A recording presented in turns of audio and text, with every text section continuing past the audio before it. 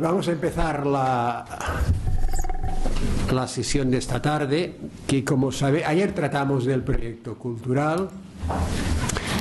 Hoy vamos a tratar de la relación entre el proyecto cultural y el proyecto político. Es decir, puede existir una política de fundamentación cristiana, de inspiración cristiana, si no existe un proyecto cultural en el sentido que ayer nos referíamos, es decir, de un sistema de valores compartido, de las virtudes que son necesarias, que pueda presentarse al conjunto de la sociedad y que no dependa necesariamente de la fe, el aceptar o el compartir estos valores. ¿Puede existir el proyecto político sin esto? Este sería el interrogante que desde diversos puntos de vista vamos a tratar, como ayer, que pasaremos del caos a una situación final magmática, que es lo interesante y lo bueno de estas cosas, es decir, acabar con más confusión de la que se ha empezado. Eso es broma, claro. Para tratarlo tenemos tres personas de talla, empezando a mi derecha real, está Eugenio Nazarre. A Eugenio lo conozco desde del 64, o sea, desde el 64 Eugenio empezó en la Democracia Cristiana de Ruiz Jiménez, ¿no es así? O sea, que es una persona...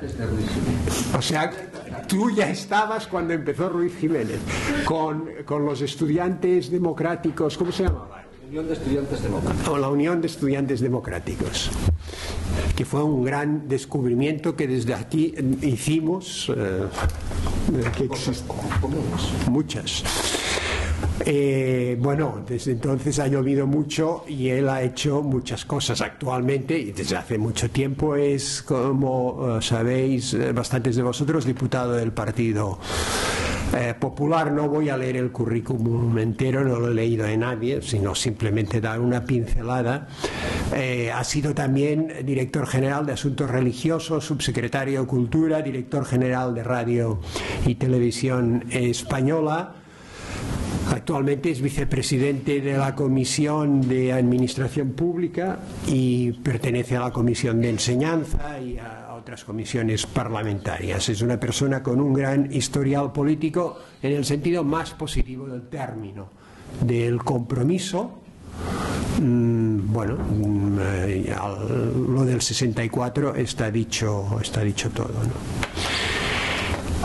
La otra persona que contamos hoy, también a mi derecha, es Clara José Fernández Carnicero. Él en la actualidad es vocal del Consejo General del Poder Judicial, pero bueno, también es muchas más cosas en el terreno técnico y alguna incursión en el terreno político, o sea que tiene la doble dimensión. Es inspector de Hacienda, esto da una connotación peligrosa a su naturaleza, y letrado de las Cortes Generales. Con su bonomía aparente es un inspector de Hacienda. Más cosas, pero un inspector de Hacienda. Esto en Cataluña impresiona mucho, que le digan este es inspector de Hacienda. En Madrid no, porque como van ahí por todas partes, van a provincias, pues. Y fue en el ámbito político, cito una de las que me parece más relevante, subsecretario de Medio Ambiente. Y a mi izquierda figurada está Manuel Silva. Ya lo conocéis, telegrafío, ha sido diputado durante muchos años, es abogado del Estado y hoy en día es miembro electo del Consejo de Estado. ¿Lo he dicho bien? Sí, el Consejo del Estado electivo es la... Consejo del Estado, yo sabía que algún matizaría Consejo del Estado electivo. Como Rodríguez Ibarra dentro de unos días. Y como Fernández, Fernández de la Vega. Sin más dilaciones, vamos a empezar y si no me equivoco tiene la palabra Eugenio Nassarre. ¿No? Hemos quedado mal. Me he equivocado. Me he equivocado. Hoy no tengo un gran día. Ayer tampoco. Tiene la palabra Claro José Fernández Carnicero. Muchas gracias. Buenas tardes. Lo primero, agradecer a Josep Miró la invitación a participar en este encuentro en un marco universitario del prestigio de la Abat Oliba, que conozco ya desde hace años, y en la grata compañía de todos ustedes. Tengo que decir, como ha insistido en el perfil de inspector de Hacienda, pero es a lo que menos tiempo he dedicado en mi vida profesional, pero tengo que reconocer que de lo más grato que me ha ocurrido es que he sido inspector de Hacienda en las 4 provincias catalanas. Me ha permitido conocer Cataluña, liberarme de alguna manera del perfil mesetario, porque yo soy de un pequeño pueblo de la provincia de Toledo, y el contacto con la realidad, con la cultura catalana, lo digo siempre, para mí ha sido enormemente enriquecedor. Por tanto, de esa etapa, que es una etapa breve, guardo sobre todo el buen recuerdo de mi paso por Cataluña, de mi descubrimiento de la realidad cultural, social catalana. Voy a tratar de ajustarme al tiempo que se me ha asignado para hacer lo único que se puede hacer en 15 minutos, que es introducir en el debate algunas reflexiones sobre lo que hoy significa el humanismo como proyecto personal y social. Por tanto, no voy a enunciar un proyecto cerrado, un proyecto cultural, sino lo que podríamos denominar la semilla o el fundamento de ese proyecto. Y concretamente me voy a referir al humanismo cristiano. Decía el profesor Vicens Vives en su obra 1000 lecciones de historia que la noción de humanismo se refiere a 3 realidades distintas. La primera, la más clásica, el cultivo de las letras clásicas, lo que se denominaba humanidades en el sentido clásico. La segunda acepción, una cierta filosofía de la vida, decía él. Y la tercera, una pedagogía determinada. En el humanismo clásico, esa pedagogía se traducía fundamentalmente en una pedagogía dialógica, en el sentido platónico de la palabra. Se enseñaba a través del diálogo, a través del encuentro, un método que está en los grandes humanistas. Pues bien, es esa segunda acepción, lo de una cierta filosofía de la vida, decía Vicens Vives, la que hoy expresa o nos acerca a la idea de humanismo, en cuanto que si es un ideal auténtico, esta sería la condición. Si es un ideal auténtico, se traduce precisamente en eso, en una filosofía cierta. Yo cambiaría el orden, más que hablar de una cierta filosofía, una filosofía cierta de la vida. Una filosofía de la vida que se encarna sobre todo, y esta es la primera traducción de lo que quiero transmitir esta tarde, más que en textos, en personas concretas. Personas concretas como fueron, y me atrevería a decir, siguen siendo, los grandes humanistas de la transición de la última Edad Media al Renacimiento. Digo siguen siendo por su actualidad en la que tenemos que fijarnos, porque entiendo que en estos grandes humanistas se cumple la experiencia de que los clásicos son nuestros mejores contemporáneos, donde realmente encontramos el reflejo de nuestras mejores ambiciones es precisamente en los clásicos, en el sentido más amplio y profundo de la palabra. De todos ellos, por lo que su vida tiene de proyecto coherente, integrado, añado también arriesgado, me voy a fijar. He sido, tengo que decirlo, presidente de la Fundación Cultural Tomás Moro durante un tiempo. Me voy a fijar en la figura de Tomás Moro, declarado, como todos sabemos, patrono de los hombres públicos por el Papa reciente beato Juan Pablo II.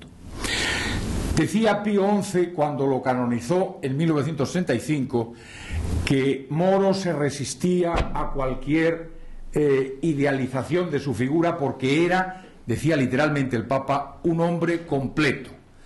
Es un hombre al que se le reconoce inmediatamente de leer sus primeros y sus últimos textos.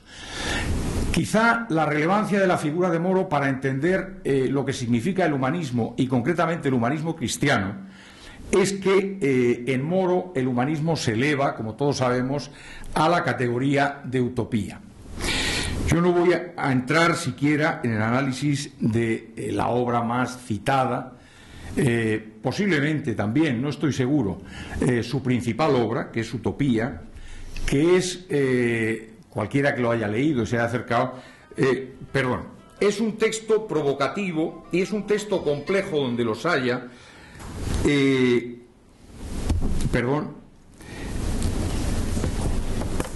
que se publica, y es lo primero que hay que tener en cuenta, hace 5 siglos.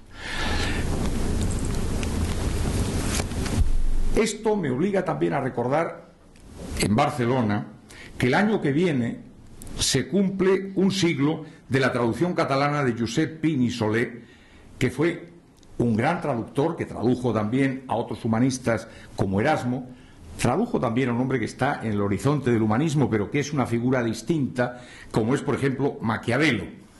Además de ser, me refiero, insisto, a Pin i Soler, un gran escritor. De la lectura de Utopía,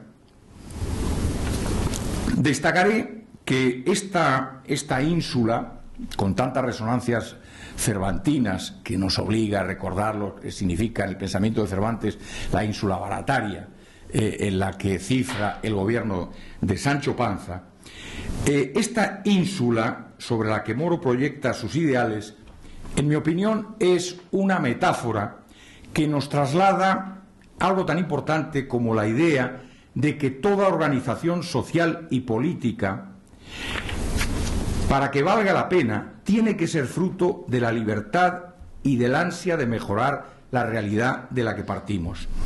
La utopía, por inalcanzable que sea, es siempre necesaria por una razón, porque es un ideal que nos pone en camino. Sin utopías nos paramos en lo inmediato y acabamos asumiendo lo inmediato como irremediable, acabamos cultivando la resignación, no la ambición intelectual.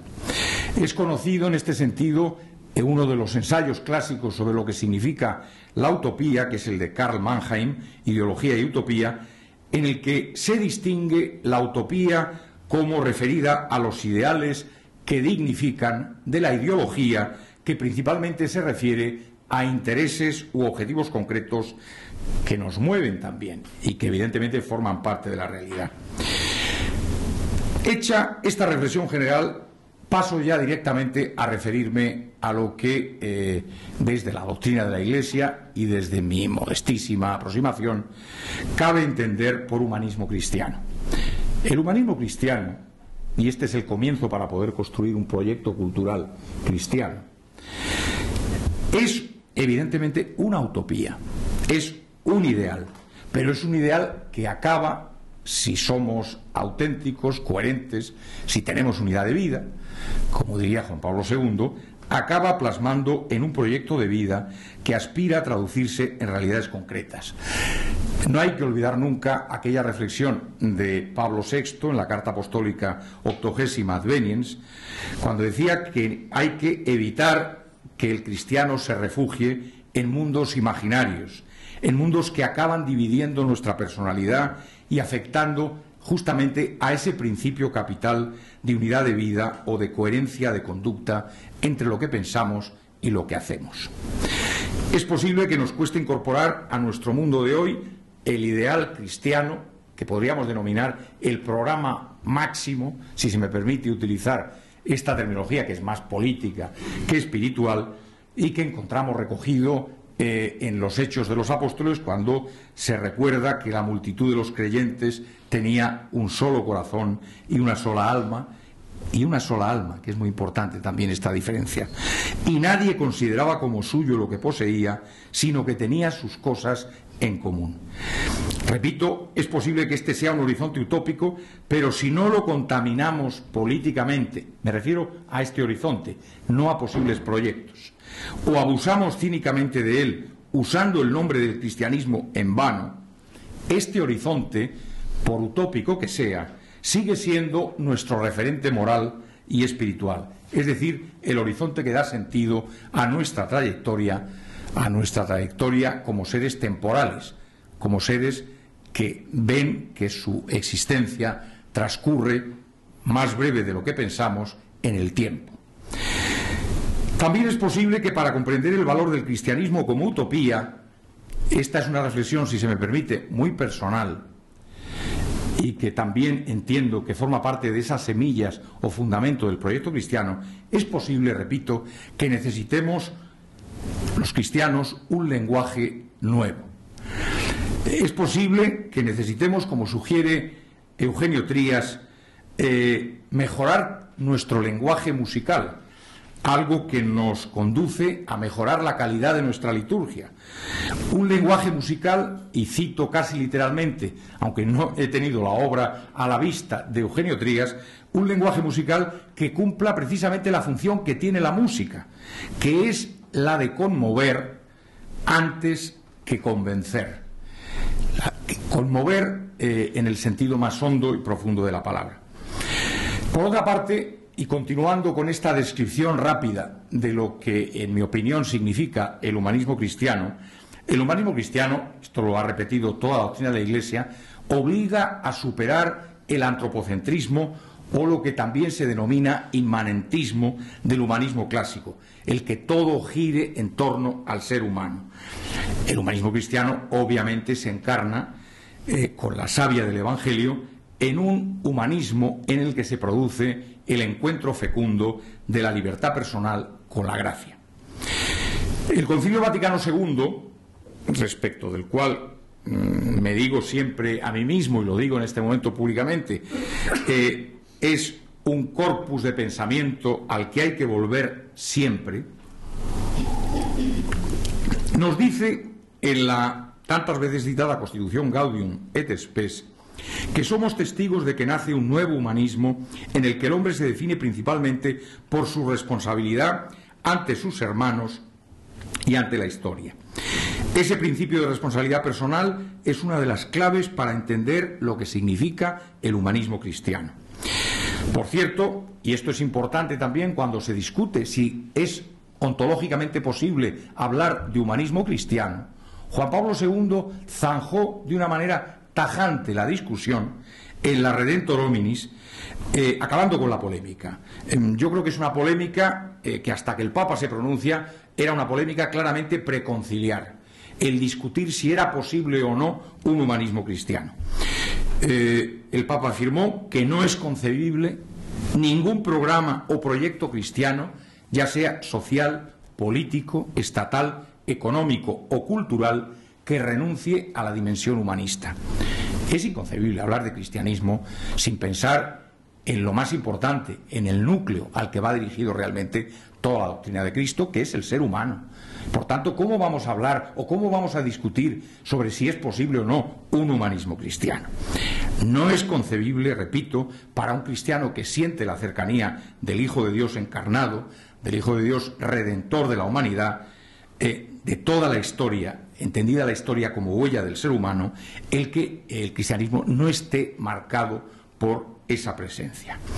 Nos conviene recordar también en este momento a Jacques Maritain en su Humanismo Integral, cuando nos invita a construir el proyecto del humanismo cristiano, diciéndonos que humanismo, pero humanismo allí donde el hombre tiene sus raíces, humanismo integral, humanismo de la encarnación. El humanismo cristiano es, por tanto, un humanismo enraizado en el reconocimiento de los derechos naturales de la persona humana. Importante también tener en cuenta que estos derechos no necesitan otorgamientos o concesiones graciosas del poder político, precisamente porque son anteriores a este. El humanismo cristiano es también, esto es importante tenerlo en cuenta, cuando queremos configurar algo que realmente merezca el nombre de proyecto, es un humanismo asentado en los deberes y en el esfuerzo personal. precisamente porque la dignidad personal es la que se revalida cada día con el esfuerzo y con la exigencia. Tengo que decir que he compartido siempre aquel pensamiento de Eugenio d'Ors, más allá de las gangas políticas circunstanciales, de que noble es el que se obliga. A mí esta idea me parece absolutamente clave. Esta moral de la obligación, esta moral del compromiso voluntario, nos debe llevar a pensar en el medio o urdimbre inmediata del ser humano. Me estoy refiriendo, y no voy a entrar en detalles porque creo que el tiempo ya me ha superado, me estoy refiriendo fundamentalmente a la familia. A la familia, que es justamente el espacio en donde se reconoce, sin retóricas, lo que significa dignidad y sacralidad del ser humano. Sacralidad de la vida desde el origen hasta la muerte. Defensa frente a aquellos que pretenden convertir la vida en una cosa, que pretenden reificar la vida. Frente a eso, la familia sabe, conoce, siente lo que significa el valor de la vida. Siempre y cuando, por supuesto, tengamos una familia integrada, una familia vigorosa, que pueda hacer frente a todos los ataques manipulativos que puedan venir desde laicismos circunstanciales que, como vemos todos los días, pues suelen agotarse en eslóganes ofensivos o en provocaciones que no pasan de la más rancia grosería. Frente a esa degradación social hay que afirmar a la persona, hay que afirmar al individuo como anterior al poder político, con lo que esto supone. Esto no supone, cuando hablamos de persona, hablamos de individuo, renunciar a la dimensión pública de la libertad religiosa, que es absolutamente esencial.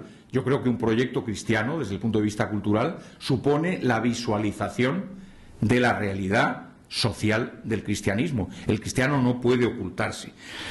Tengo una cita que me limito simplemente a leerla, de Olegario González de Cardenal, el reciente premio Ratzinger de Teología, cuando dice que el cristianismo es a la vez religión y encarnación. Y en ese sentido, y esto es lo más importante, es visible, perceptible y verificable. A mí esta visibilidad me parece esencial. Termino con 3 conclusiones. Primera, para mí el proyecto cristiano hoy, desde el respeto a la pluralidad social, es el de siempre. Por tanto, ninguna ocurrencia, ninguna novedad. Hay que afirmarse en los fundamentos, en las raíces. Y esos fundamentos son acercarse desde la fe, desde la esperanza y desde la caridad al ideal encarnado por Cristo. Y dejémonos de literaturas. Este es el centro del proyecto. Reconozcamos, sin embargo, que este es un proceso dinámico de acercamiento, que es un proceso por naturaleza inacabado, y este ser inacabado posiblemente constituye la esencia de lo que significa el humanismo cristiano como proyecto. Segundo, el humanismo cristiano no debe confundirse, ni siquiera compararse en su expresión máxima, ahora se me entenderá cuando añada lo que voy a añadir, no debe confundirse ni compararse con programas políticos partidarios, en un sentido partidario.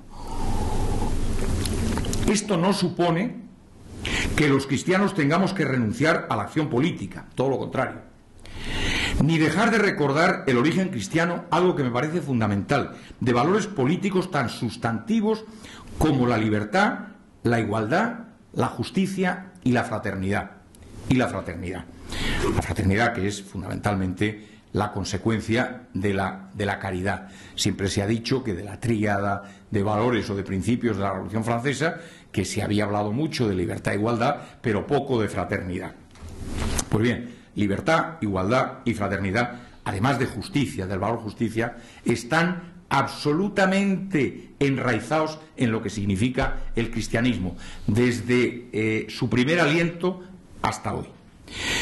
Lo que sí es exigible, admitiendo la necesidad de la acción política, es la diferencia de un camino y de otro, sin que esto necesariamente, como he dicho al principio, se tenga que traducir o se pueda llegar a traducir en una quiebra del principio de unidad de vida.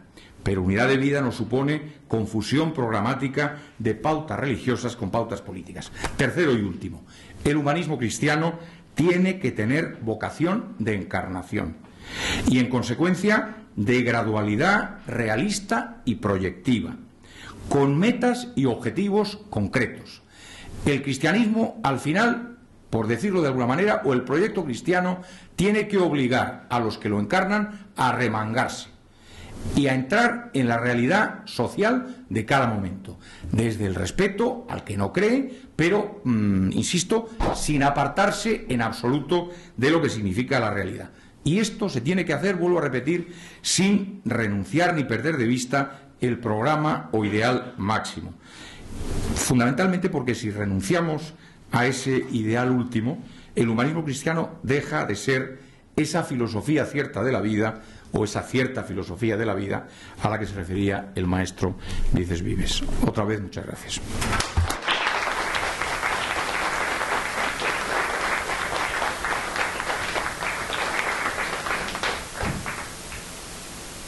Pues ahora tiene la palabra don Eugenio Nassarre. Muy bien, pues buenas tardes a todos. Lo ha dicho ya Josep Miró cuando me ha presentado, pero yo distingo a los amigos en relación con mi biografía personal en dos clases. Unos los que conozco antes de haberme casado con mi mujer y los de a partir de mi boda. Bueno, pues Josep Miró es de los primeros, pertenecen a mi arqueología de mi vida. Y efectivamente nos conocimos cuando éramos ambos estudiantes universitarios, él en Barcelona, yo en Madrid, y yo quiero recordar que lo que nos unía en aquellos momentos, que eran los momentos de formación para ambos,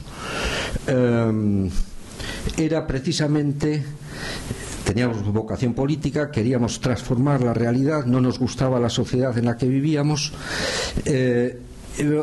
nos animaba la necesidad de diríamos de llevar a cabo una acción política en la que nos sentíamos movidos en unos fundamentos de lo que podemos llamar un proyecto cultural, es decir, una idea de la sociedad, una idea del hombre, una jerarquía de valores que fundamentara una acción política.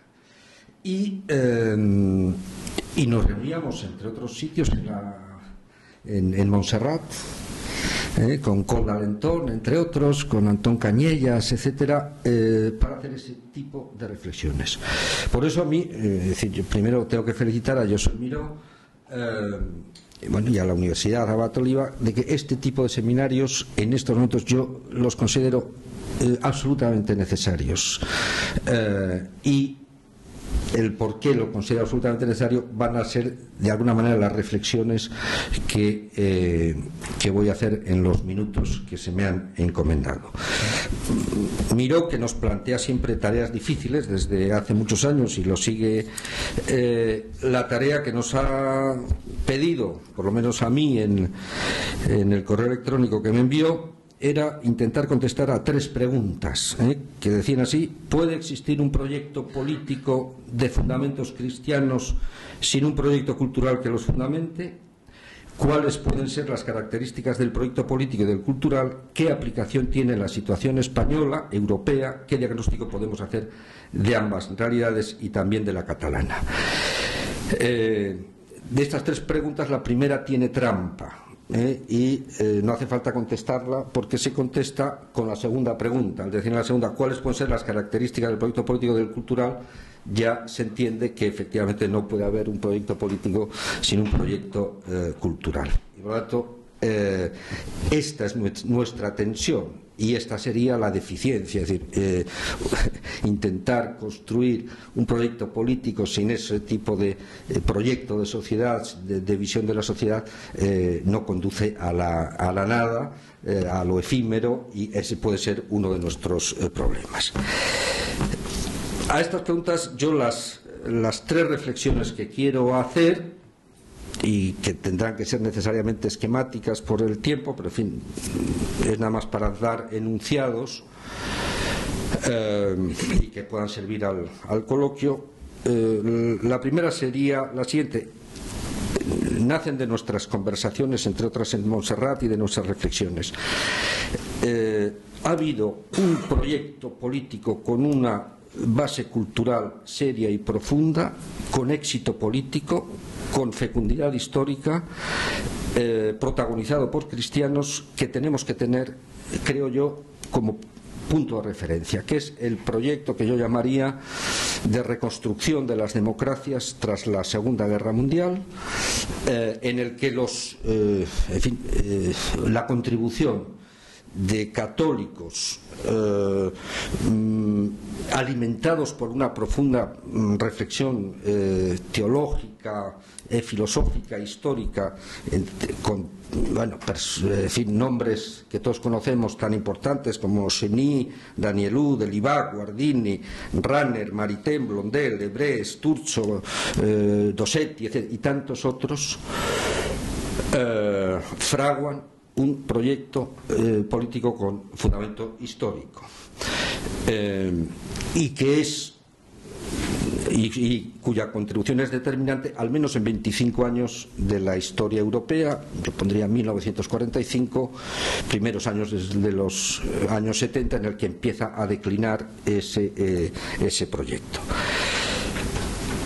Yo quiero aquí recordar 6 rasgos de ese proyecto, en lo que son los fundamentos, digamos, del proyecto de sociedad, de ese proyecto político, para ver en qué medida nos sirven en estos momentos en los que nos encontramos.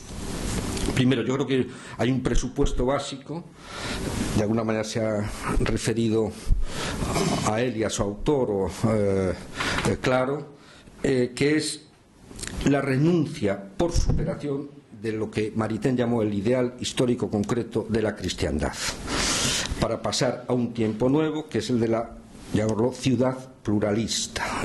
Por lo tanto, no hay que tener nostalgia. El proyecto político no es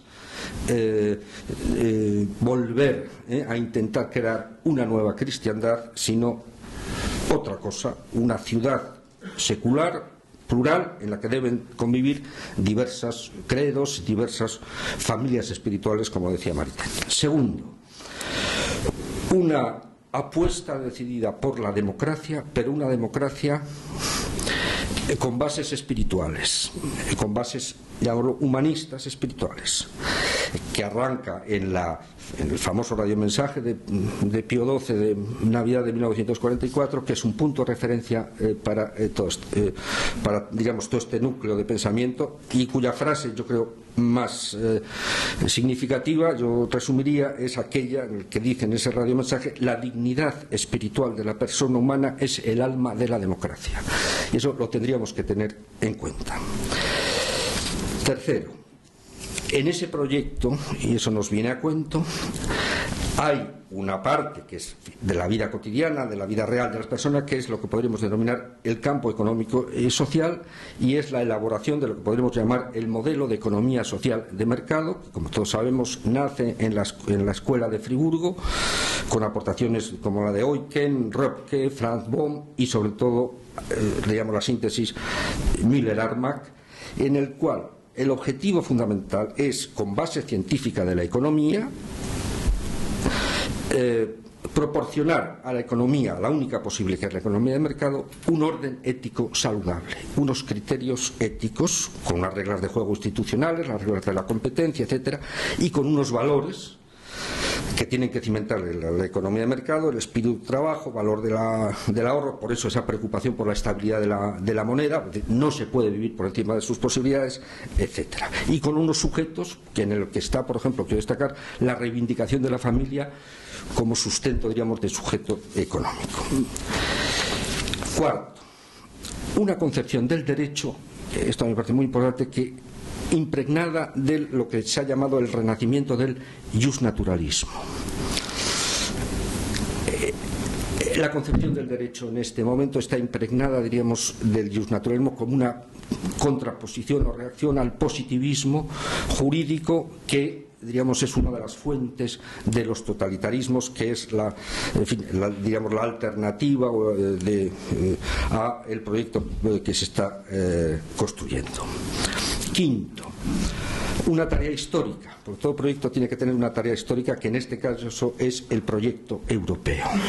La necesidad de la reconstrucción de la unidad cultural de Europa para preservar la paz y la libertad del continente, en la que el cristianismo, como factor, diríamos, de fuente de civilización europea, debe desempeñar un papel relevante.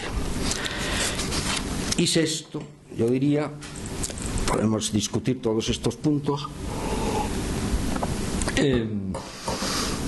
una concepción de la sociedad en la que tiene que ser principio fundante, un principio de los, diríamos, más importantes, yo creo que más fecundos de la doctrina social de la Iglesia, que es el principio de subsidiariedad.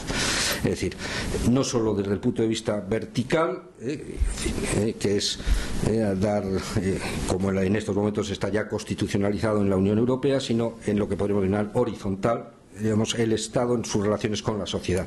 Y por lo tanto, ese principio establece un Estado limitado, un Estado que tiene que respetar las organizaciones sociales, las funciones sociales, lo que todos sabemos. Y este proyecto, que yo creo que tiene suficiente coherencia, tiene fortaleza, fue asumido por unos grupos políticos, unos partidos políticos, que más o menos los llamamos ahora, se llamaron de distinta manera, pero las democracias cristianas. Y yo lo que quiero decir, diríamos, la conclusión de esta primera reflexión es: yo creo que los cristianos del siglo XXI, de donde nos tomamos, es decir, nos equivocaríamos gravemente si en la reflexión que tengamos que hacer para cómo debemos de hacer hoy día, es decir, construir un proyecto político con unos ciertos fundamentos culturales, renunciáramos, digamos, este proyecto político está agotado. En fin, y hay que ya pasarlo puramente a la historia. Yo creo que en la reflexión tiene que ser uno de los referentes, por lo menos es mi propuesta, que se puede discutir. La segunda reflexión es simplemente, voy a leerlo, está tomada de un texto de la 80ª Adveniens de Pablo VI, su número 25. Como sabemos, está escrita en el año 1971, el 80 aniversario de la Rerum Novarum, y nos puede ayudar a contestar la pregunta: ¿quiénes y cómo podemos y debemos elaborar ese proyecto cultural? Dice así Pablo VI, el texto es un poco complejo, hay que leerlo despacio. Dice: la acción política, es necesario subrayar que se trata aquí ante todo de una acción y no de una ideología, debe estar apoyada en un proyecto de sociedad coherente en sus medios concretos y en su aplicación, que se alimenta de una concepción plenaria de la vocación del hombre y de sus diferentes expresiones sociales.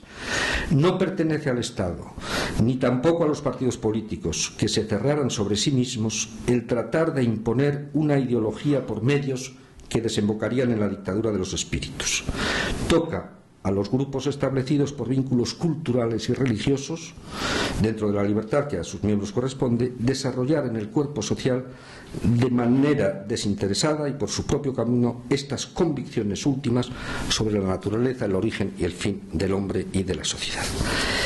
A mi juicio, lo esencial es que Pablo VI distingue tres niveles de acción: el nivel de la acción política, que en las sociedades democráticas corresponde como sujetos a los partidos políticos, a través de la obtención del poder y de las decisiones políticas.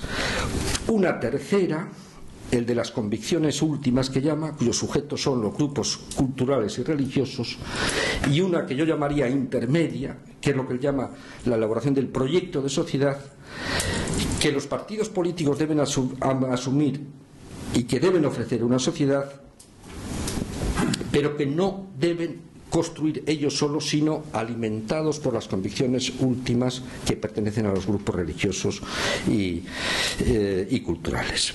Por lo tanto, en este planteamiento Pablo VI rechaza el modelo de partido cosmovisional, ideológico, por consecuencia confesional, el partido, diríamos, que encierra en sí mismo toda la pretensión del partido, diríamos, marxista por antonomasia, una filosofía de la historia. No necesita un partido político tener esto. Pero el partido político, dice Pablo VI, es decir, que se cerrara en sí mismo como algo negativo, tiene que abrirse a los grupos sociales religiosos que tienen, diríamos, con ellos que elaborar ese proyecto de sociedad. Y por eso se producen a mi juicio, en este modelo, unas relaciones dialécticas entre partido político y grupos, digamos, sociales, religiosos,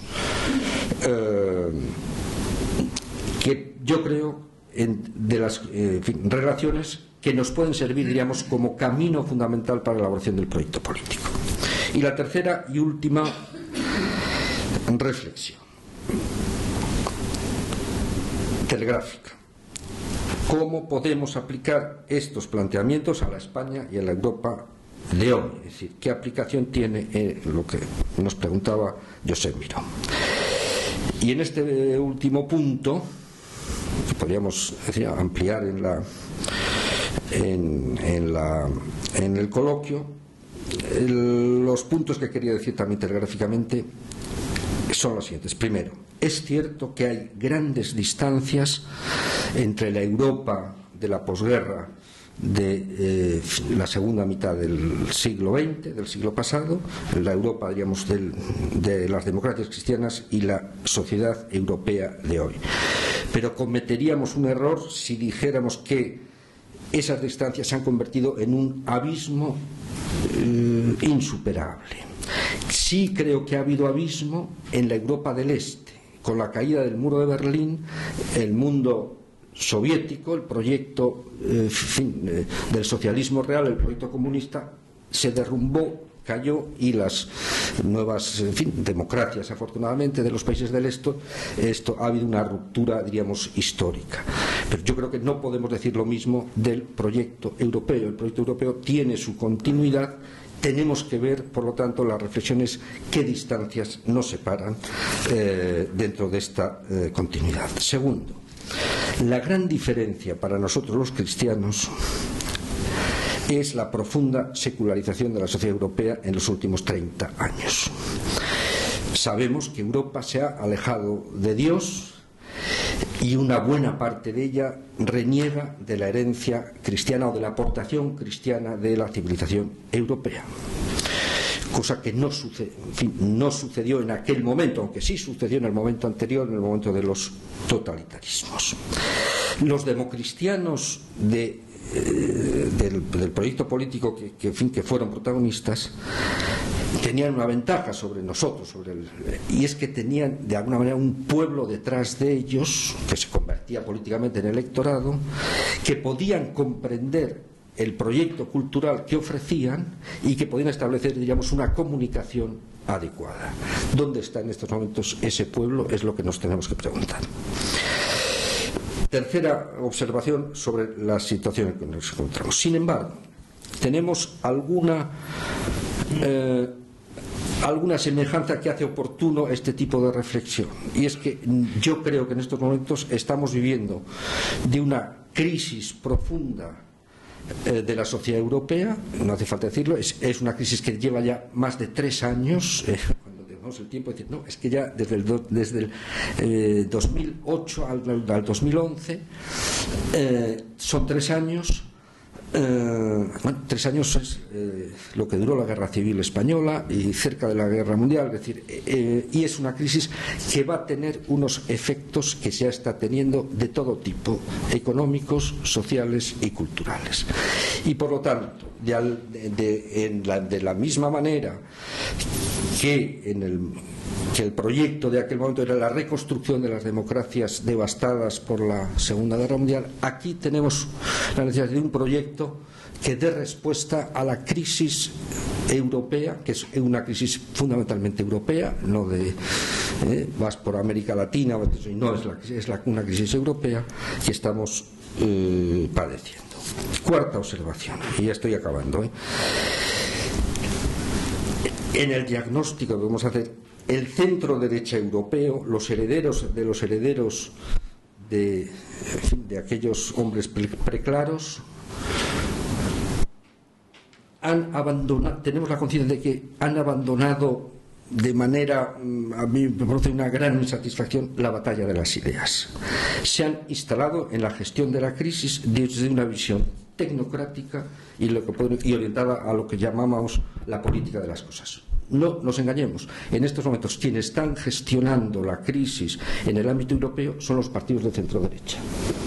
Por lo tanto, son los responsables. Aquí en España no, y a Zapatero le podemos dar los españoles una patada y que se vaya a su casa y todo esto, pero la gestión de la crisis a continuación, si sucede eso, la tendrá que gestionar un representante del partido de centro derecha. Y por lo tanto, el centro derecha, que tiene dificultades en Europa, se mueve en está en una situación que yo creo que tenemos que una reflexión. Y por último, en esta situación, yo creo que tenemos una obligación, por lo menos yo la siento, y aquí que hay un cenáculo importante, interesante de reflexión, lo expongo. Necesitamos trabajar con una jerarquía de tareas. Yo las tengo aquí, pero las dejo para la segunda sesión. A partir de estas reflexiones, es decir, somos capaces de formular con quiénes, con qué aliados estratégicos, una respuesta sobre la base que es nuestro sustrato, el humanismo cristiano al que se ha referido Claro Fernández Carnicero, en el momento histórico que tenemos. Y perdón porque me he extendido 3 o 4 minutos más de lo que. Muchas gracias.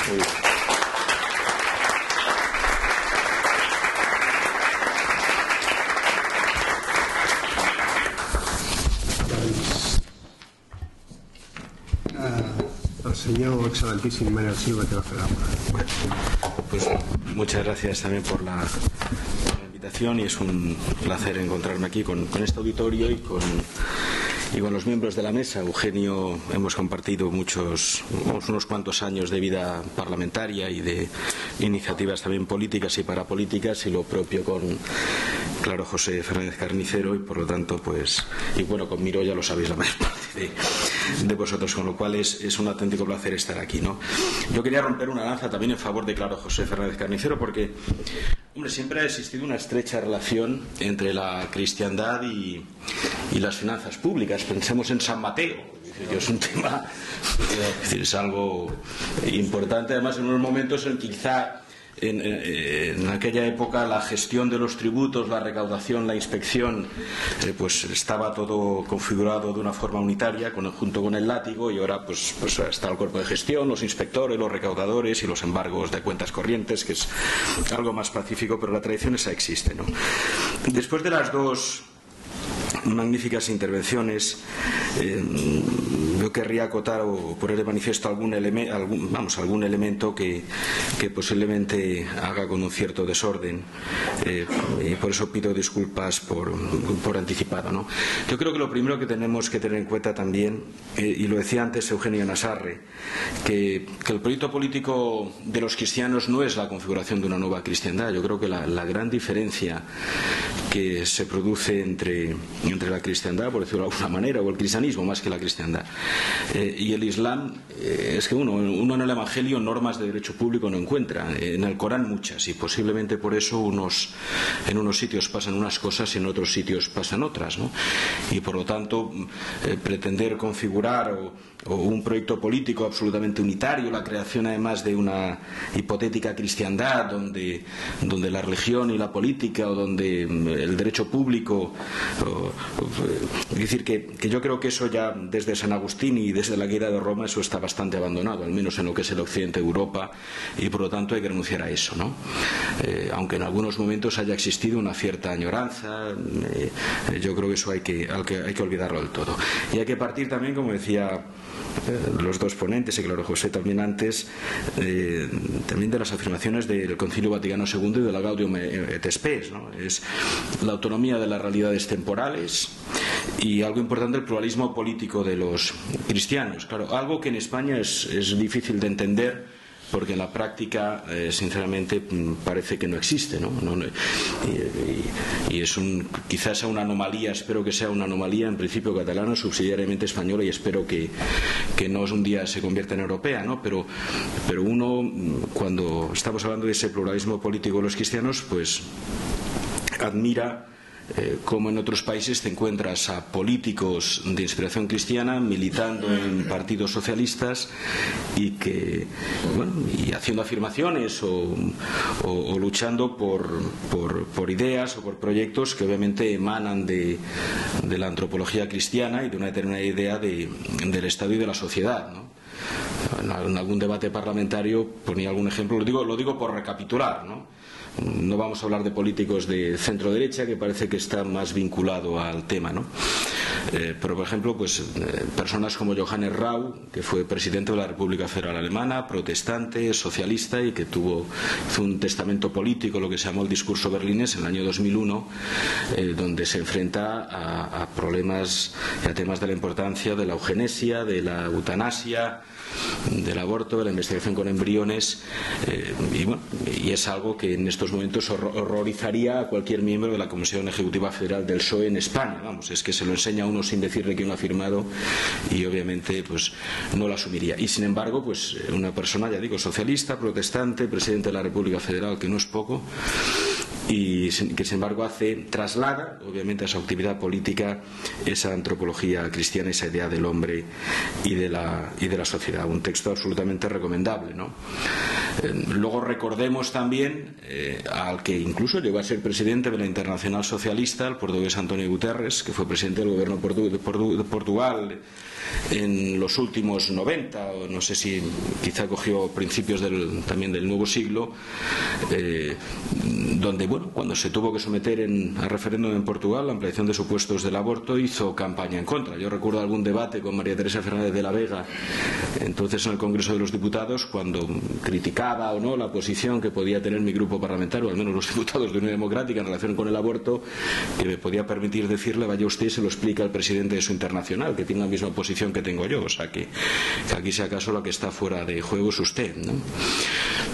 Tercer ejemplo, ¿no? Kevin McNamara, diputado socialista, diputado laborista inglés y por lo tanto socialista, y que es precisamente el que encabeza en la Asamblea Parlamentaria del Consejo de Europa el lobby contra la eutanasia. Fue precisamente el ponente que fue capaz de aprobar la recomendación aquella, creo recordar, del año 99, no sé si 99 o 94, sobre la ética del fin de la vida, donde entre otras cosas al final la Asamblea Parlamentaria del Consejo de Europa acababa recomendando a los Estados que mantuviesen la prohibición penal de la eutanasia. Curiosamente, el que encabezaba el lobby pro eutanasia era un diputado liberal suizo, Martin. Lo digo porque también es bueno situarnos en este sentido en algunas cosas. Posiblemente exista un cristianismo liberal, faltaría más, y desde luego donde está el espíritu está la libertad, eso lo sabemos todos, ¿no? Pero a veces el adversario puede no ser un comunitarista socialista, sino que el adversario puede ser un ultraliberal de derechas. Eso también puede ocurrir y que hay que tenerlo en cuenta. Y luego yo creo que hay, no sé hasta qué punto Lionel Jospin, cuando escribió en aquel famoso artículo de Le Journal du Dimanche en contra del matrimonio de los homosexuales, no sé si lo hizo en virtud de una inspiración cristiana, pero desde luego sí lo hizo en virtud de una antropología que estoy seguro que surgía, o de un derecho natural que podría ser coincidente con esa antropología cristiana, donde separa obviamente la homofobia, que dice que no ostenta ni que es, de lo que es una concepción del matrimonio como aquella unión, ahí no habla de estable y permanente porque no habla de divorcio, sino de matrimonio homosexual, la unión de un hombre y una mujer, y acaba diciendo aquel hombre que el mundo no se divide entre homosexuales y heterosexuales, sino entre hombres y mujeres, ¿no? Que además hace referencia precisamente a esa diversidad biológica y que nos permite situarnos, ¿no? Quiero decir que espacio hay espacio hay, y no tendría por qué decirse es que un cristiano tiene que militar en la derecha, en el centro derecha, en el centro izquierda. Espacio hay. Lo que sí tiene uno la impresión, después de muchos años o de unos cuantos años de experiencia política y más al Congreso de los Diputados, es que no acaba uno de entender, porque no encuentra a cristianos que impulsan proyectos políticos en los denominados partidos de izquierda y que impulsen o pretendan impulsar este tipo de políticas, ¿no? Es decir, lo más que uno ha llegado a ver en el Congreso de los Diputados es algún diputado que se escaquea y se va por la puerta para no votar, pero no he visto a un diputado del PSOE votando en contra de una ampliación de supuestos de aborto o alguna cosa de este tipo. Y puede ser crudo decirlo así, pero lamentablemente así es, ¿no? Es decir, si se encuentra uno, y que Dios me perdone por lo que voy a decir, si el senador Vázquez se escapa del hemiciclo del Senado para no votar una cosa de este tipo, ya es un gran héroe, coño. Pues si se puede votar sí y no, y hasta puede uno abstenerse, porque hay que valorar la fuga, ¿no? No acabo de entender porque hay que valorar la fuga. Lo que hay que hacer son otras cosas, ¿no? Pero bueno, es lo más que podemos aspirar, a que en un partido socialista haya una persona como el exalcalde de La Coruña, el senador Vázquez. Por lo tanto, ya digo, espacio hay, pluralismo debiera haber, y por descontado que en temas de política social o económica existe margen. Quiero hacer también una segunda reivindicación, porque hemos estado hablando, les he estado poniendo ejemplos donde estamos situando matrimonio, por descontado, esa idea de la antropología cristiana del matrimonio como una unión estable y comprometida de un hombre y una mujer. Estamos hablando de eutanasia, por lo tanto, y de aborto, y eso nos reconduce, incluso la propia investigación con embriones nos reconduce a esa idea del respeto a la dignidad de la vida humana, desde la concepción hasta la muerte natural, una dignidad que no es graduable. No se puede hablar de vidas que no merezcan ser vividas ni son disponibles por terceros. Hombre, es muy importante también, y antes se ha hecho referencia aquí a la doctrina social de la Iglesia en materia económica y social. Es decir, yo creo que lo que reclama este momento es poner en valor desde la doctrina social de la Iglesia la economía social de mercado. Hay un libro que no sé si han tenido ocasión de echar un vistazo, yo lo he comprado hace unas pocas semanas, del cardenal de Múnich, Freising, Reinhard Marx, que además El Capital, claro, siendo Marx tenía que titularse El Capital, ¿no? Y que además empieza, yo si no quieren leer el libro entero, no le voy a decir que defraudan derechos de autor, lean ustedes, que les presten y lean ustedes solo la primera parte, que se titula Carta de Marx a Marx, donde además, por un lado, reivindica lo que ha sido la doctrina social de la Iglesia, y subrayo el tema social, reivindica la economía social de mercado, y dice algo muy parecido a lo que ha dicho antes también Eugenio Nassarri. La economía social de mercado no se justifica solo por la eficiencia económica.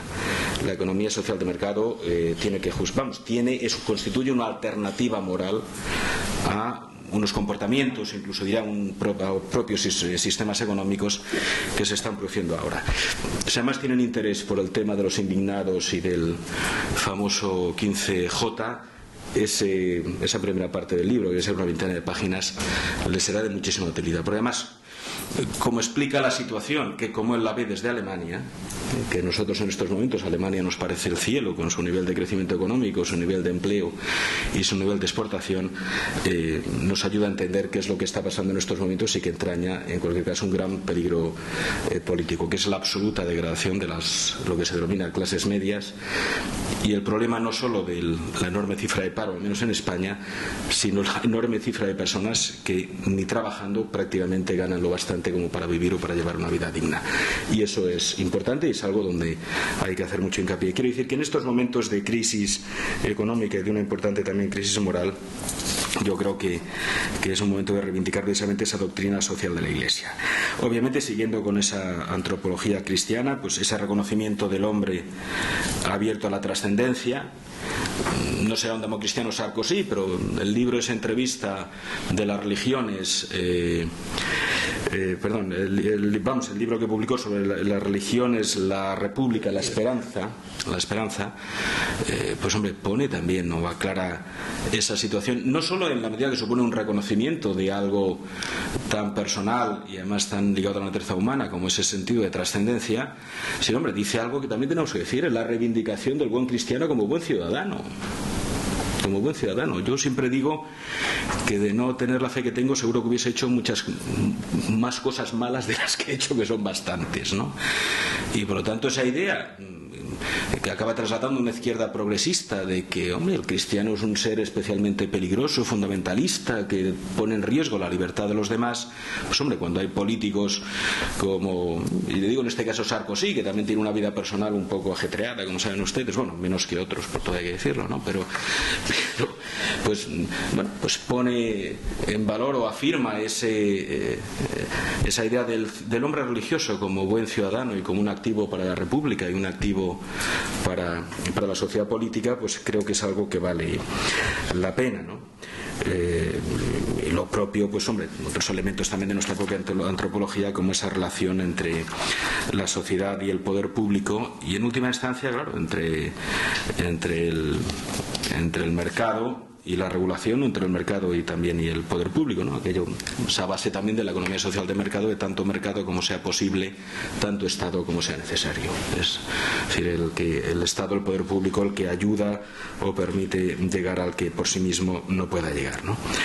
Por lo tanto, yo creo que efectivamente es difícil o no sería bueno, no es bueno que un cristiano se meta en política sin saber, hombre, que tiene que responder a un determinado proyecto político, que tiene estos elementos de una antropología cristiana que definen lo que es el hombre, la familia, la relación entre la sociedad, los poderes públicos, la familia, los poderes públicos, y porque una de las grandes tentaciones del cristiano en política es precisamente abandonar eso por el camino. Ya lo he dicho muchas veces, que además se ve ayudado por la presión que se realiza desde los sectores progresistas de que no está legitimado para jugar en política con esa mochila, ¿no? Yo creo que eso, la verdad es que los grandes filósofos del derecho y de la política tienen muy claros. Lo que es antidemocrático es negar o discutir a una persona o impedirle en última instancia que ponga en el escenario, en la mesa política, determinadas ideas en función de que su origen sea religioso o sea cultural, venga de su abuelo, de su bisabuelo, o de que un día se le apareció a alguien y se cayó del caballo, ¿no?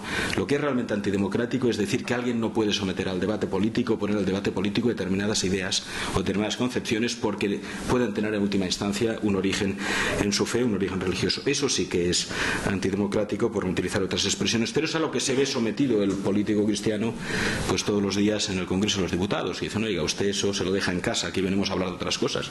No sé qué de otras cosas se habla también en política, sino es precisamente de todo esto que estamos hablando, de sociedad, persona, relación entre el poder público, etcétera, ¿no?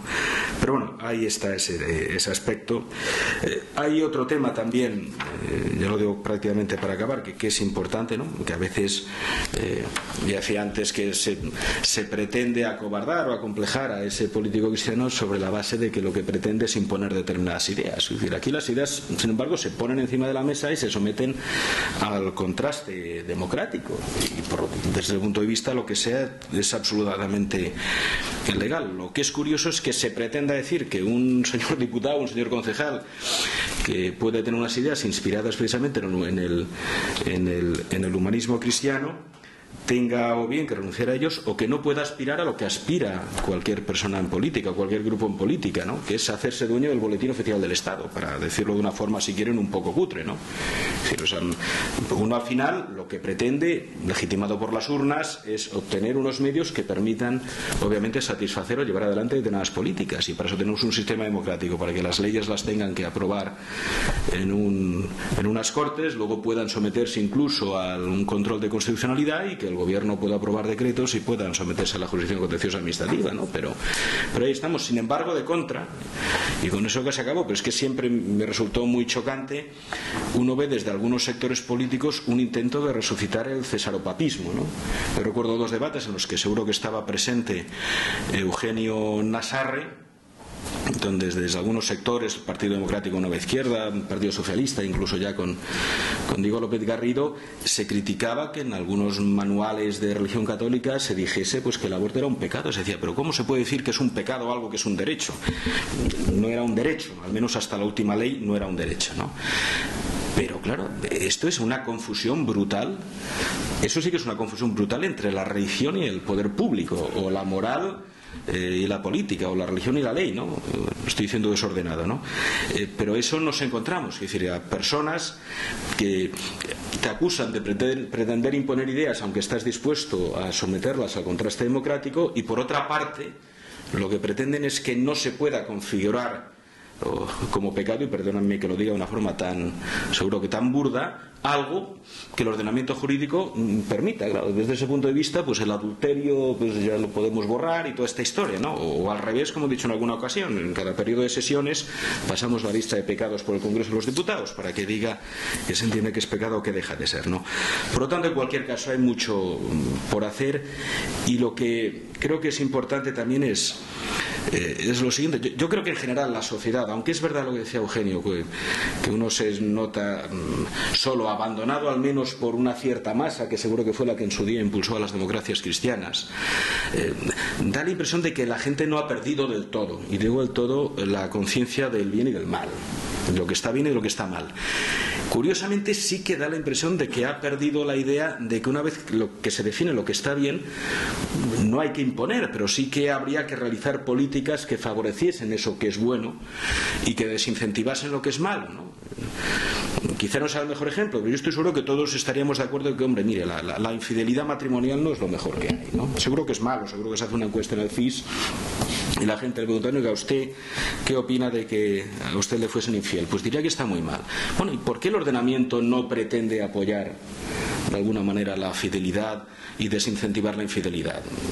Pongo el caso famoso del divorcio exprés. ¿Por qué tenemos en España una ley de divorcio a la que resulta indiferente si uno de los cónyuges ha incumplido el deber de lealtad o de fidelidad, mejor dicho, de fidelidad con el otro? Porque claro, al final nos encontramos también en eso, ¿no? Es decir, que si en una relación de esa naturaleza da absolutamente igual el hecho de que se cumplan o no se cumplan las obligaciones que se asumen cuando uno celebra incluso civilmente ese tipo de contrato, pues bueno, aquello también se va desdibujando, ¿no? Quiero decir que yo creo que una gran base de población comparte, tiene hasta cierto punto una idea clara de lo que es bueno y de lo que es malo. Lo que es curioso es cómo se le ha convencido de que una cosa es eso y otra cosa es que desde la política o desde la actuación de los poderes públicos no se puede incentivar lo que es bueno ni se puede desincentivar lo que es malo. Muchas gracias y quedo a disposición.